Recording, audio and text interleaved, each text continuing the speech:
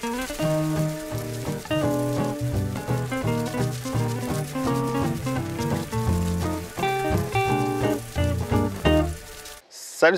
Aujourd'hui on se retrouve pour une vidéo, bon, même si je suis dans la serre là, je suis dans la serre parce qu'il fait un peu froid dehors ce matin dans le Limousin, donc je suis dans la serre, mais on va pas vraiment parler de potager. On va parler d'un sujet qui me tient énormément à cœur, qui me plaît beaucoup, qui me passionne. On va parler de forêt comestible. Imaginez un jardin boisé dans lequel vous pourriez vous balader tout en récoltant des fruits en toute saison. Un lieu où il serait possible de cueillir des kiwis et des haricots dans les branches d'un poirier, où les fraises mûriraient sous les grappes des groseilliers, où les salades grandiraient sous les fruits d'un amélanchier. Ceci est à la portée de celles et ceux qui se lanceront dans un projet de forêt comestible. Pour moi, une forêt comestible, c'est ça, c'est l'image que j'aime bien dire. C'est imaginons un pommier qui produirait des pommes.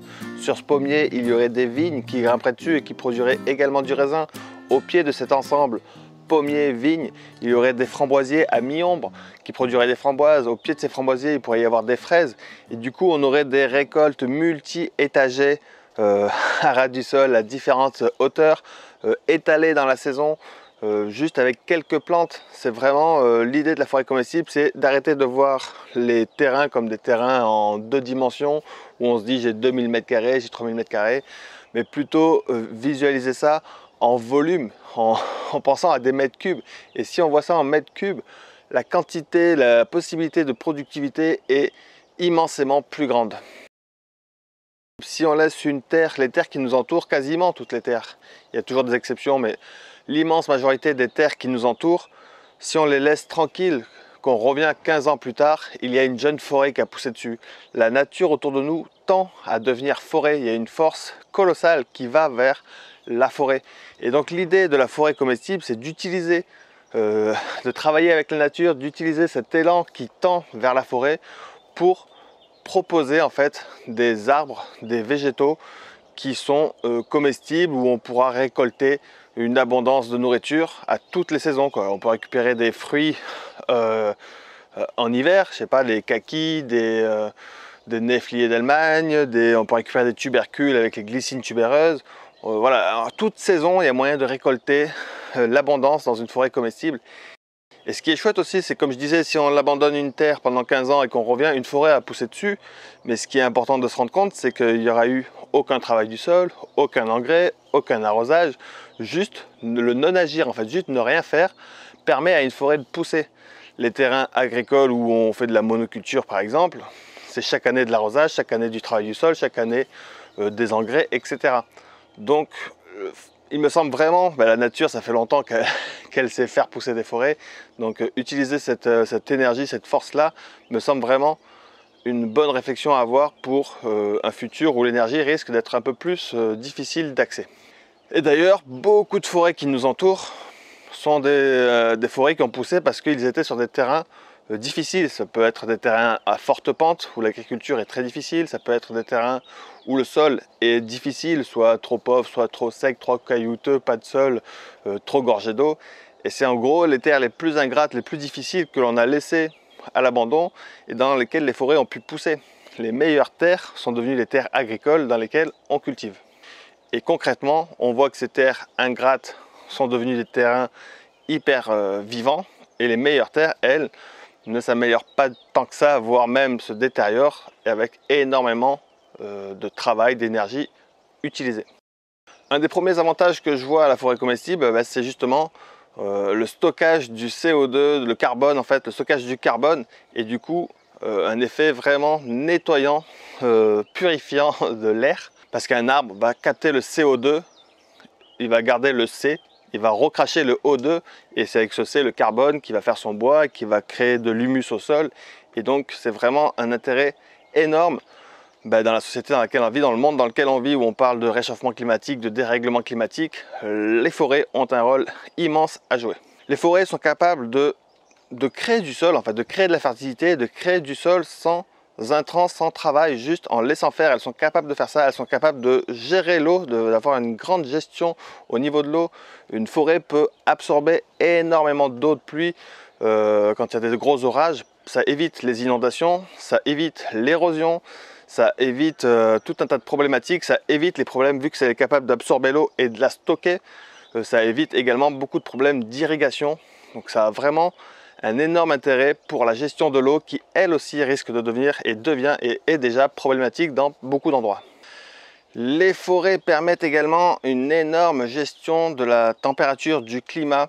Maintenant, avec les études satellites, on se rend compte que les grandes prairies ont des gros problèmes de très haute température en été, alors que les prairies qui sont entourées d'un peu plus de forêt ou des prairies plus petites avec des haies bocagères par exemple, ont beaucoup moins de difficultés à résister aux étés. Pareil pour les villes. Les villes ont des énormes problèmes de température dus à la quantité de béton exposé au soleil qui surchauffe. On se rend compte que les villes, si elles étaient plus végétalisées, plus arborées, seraient bien plus agréables à vivre, et du coup de nombreux projets se développent dans ce sens-là, dans l'idée de replanter des haies bocagères, diminuer les prairies et reboiser, replanter dans les villes également. Et du coup, ça me semble être d'utilité publique que de planter des forêts comestibles. À terme, une forêt comestible peut se passer d'intrants. Pas besoin de... Au début, il va falloir l'aider à démarrer pour pouvoir avoir des récoltes rapidement. Mais au bout d'un certain temps, plus besoin d'apporter d'engrais, d'apporter des paillages. Enfin, la forêt va devenir autonome et va créer plus de fertilité que ce dont elle a besoin. Personnellement, j'ai eu la chance de pouvoir, avant j'étais dans le Var, de pouvoir créer et de vivre dans des jardins boisés, de voir l'efficacité de ces systèmes sur la gestion de l'herbe, les économies en eau et la production sans grands efforts. En fait, le plus gros effort, une fois que la forêt comestible est implantée, c'est un effort de récolte. Et c'est quand même un effort qui est gratifiant parce qu'on repart avec des cagettes de fruits, légumes, de feuilles comestibles, etc.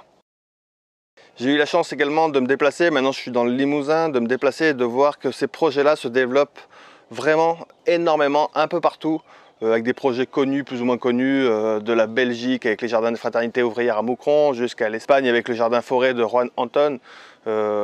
Partout en France, il y a Fabrice Desjours qui fait la même chose, il y a Carmater qui font la même chose, et des jardins beaucoup moins connus, beaucoup de gens créent des petits jardins forêts comestibles.